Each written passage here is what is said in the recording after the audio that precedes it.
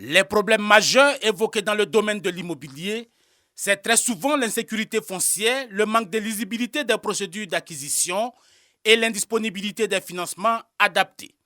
Parmi les réformes engagées par le ministre de la Construction, du Logement et de l'Urbanisme Bruno Nabagné-Koné pour adresser tous ces problèmes, la création de l'Agence nationale de l'habitat et du Fonds de garantie du logement social, ainsi que la recapitalisation de la Banque de l'habitat de Côte d'Ivoire.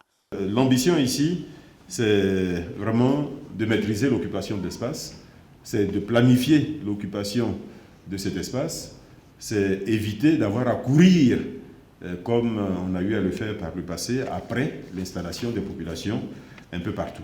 Les premiers chantiers expérimentaux de ces réformes, c'est sans doute le programme d'urgence de construction de 25 000 logements.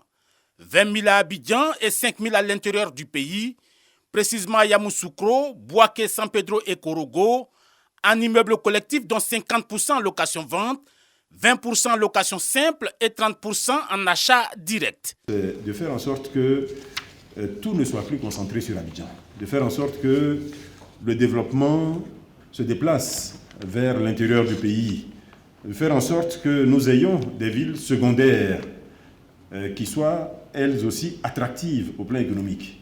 Sur le plan purement administratif, la procédure de délivrance de l'ACD a été allégée, 21 jours, et le titrement systématique des lots par lotissement devrait exonérer des contraintes liées au bornage contradictoire qui prend du temps.